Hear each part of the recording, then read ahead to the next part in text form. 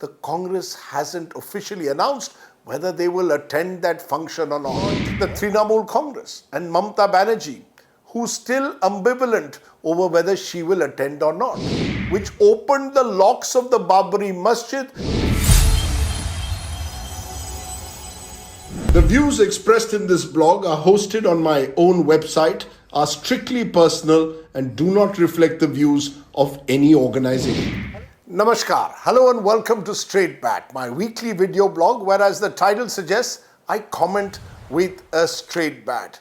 A new year, a new question. Remember, this is the big general election year. And at the start of this year, this is the question being posed. Will the Congress attend the Ram Mandir inauguration in Ayodhya on the 22nd of January?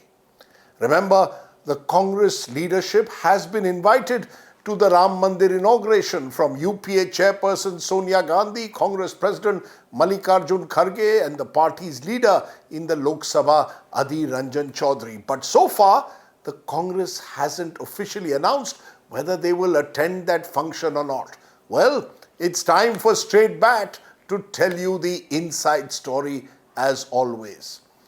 A few days ago, the Congress discussed the issue, and not surprisingly, opinion was divided on the question of whether to accept the invitation to attend the Ram Mandir inauguration. Those who were not in favor of the Congress attending the Ram Mandir inauguration in Ayodhya gave three reasons. Reason number one, according to them, attending the function would effectively be an admission of the political triumph of political Hindutva. In effect, it would mean the end of Nehruvian secularism, which the Congress used to swear by. Which is why attending that function is almost a surrender, it is said, to the forces of Hindutva. The second reason that was given by those who believe that the Congress should reject the invitation is simply this. Whether it's Sonia Gandhi, Kharge or Adhir Ranjan Chaudhary, they will only be the supporting cast, because all the attention during the inauguration amidst the VVIP celebrities will be on one person only, Prime Minister Narendra Modi. This is his big moment, his big event. It's a BJP event with the focus on Prime Minister Modi. Hence, why attend it? The third reason which is being given is that the Ram Mandir inauguration will, if you attend it, will only end up dividing the India opposition alliance.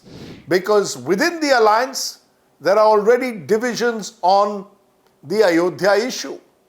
Sitaram Yechuri and the left have made it clear. We will not attend. They've rejected the invitation, saying we do not want religion to be mixed with politics. Sharad Pawar may or may not get an invite, but he's already made it clear. Religion for him is a matter of private faith. He does not want to mix it with any public event. Then you've got the Trinamool Congress and Mamata Banerjee, who's still ambivalent over whether she will attend or not. You've got the DMK, which has been speaking out openly against Sanatan Dharma.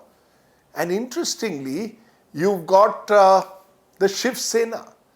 The Shiv Sena claims publicly that they were the ones who are responsible for demolishing the Babri Masjid. They take credit for it, but guess what? They claim they've not even been invited because they are not a registered party anymore. This is the Shiv Sena Uddhav Balasaheb Thackeray faction. So you've got the Shiv Sena, the NCP, possibly the Trinamool, certainly the left, maybe the DMK, maybe even the RJD, possibly not attending the inauguration. If the Congress goes there, it could be an embarrassment for the other allies. So these are some of the reasons that are being cited by those who believe the Congress leadership should not attend. But at that meeting, there were a number of Congress leaders, including a few close to Sonia Gandhi, who were insistent that the Congress leaders, including Mrs. Gandhi, must go to Ayodhya. And they had one simple reason for it. This is an general election year, and in such a year, not attending would send out the message that the Congress is anti-Hindu. At least that's exactly what the BJP and its social media cells and its information team would send out the messaging: Congress equals anti-Hinduism. And it is this fear, my friends, that has marked the Congress's politics for almost 50 years now. Go back to the Indira Gandhi, Rajiv Gandhi years in the 1980s. When Mrs. Gandhi came back to power in 1980, she became very conscious of reaching out to all kinds of religious groups. She was accused of propping up the likes of Jarnail Singh Bhindranwale, but she also reached out to the Sangh Parivar. Recall, for example, that in 1983, she inaugurated a Bharat Mata Mandir which had been constructed by the Vishwa Hindu Parishad. And as part of this attempt to play vote bank politics, she was also willing to give minority status to the Aligarh Muslim University. And then in an election in Jammu and Kashmir in 1983, she was again accused at that time too of playing Hindu politics. Rajiv Gandhi's tenure, where again the government of the day was seemingly flirting with fundamentalists from different religious groups. So at one stage you were willing to go back on a Supreme Court judgment in the Shah Bano case and effectively were accused then of pseudo-secularism to appease Muslim fundamentalists. You were also the first country to ban Salman Rushdie's satanic verses. And on the other side, it was Rajiv Gandhi's government which opened the locks of the Babri Masjid and allowed a Shilanyas to take place in an effort to placate and pander to the Vishwa Hindu Parishad at the time because of the fear of the march of political Hindutva. And then you turn to Narasimha Rao. And in 1991, you will recall, or 1992 rather, December 6th, when Mr. Rao's government was accused of fiddling while the masjid was being demolished. Larger numbers of car sevaks had gathered, but it appeared that the government of the day had forgotten its constitutional duty. Whether deliberate or whether simply a failure on the part of the state, the fact is the masjid was demolished when there was a Congress-led government in Delhi. Then you turn to more recent times, where Rahul Gandhi, during the Gujarat elections of 2017, was busy temple hopping and calling himself a Janudhari Hindu and a Shiv Bhakt. And there was even talk about which Gotra he belonged to. And now more recently, you have a Kamal Nath, who during the Madhya Pradesh elections was proudly proclaiming himself as a Hanuman Bhakt. In fact, when the Manmohan Singh government brought in the Sachar report that pointed to the social and economic backwardness of Muslims, the UPA government did not even implement it in the end. The sense one gets is the Congress was worried about being branded anti-Hindu. And in fact, Sonia Gandhi in 2018 rather candidly admitted at an India Today media conclave that the BJP has successfully convinced a number of people that the Congress is a pro-Muslim party.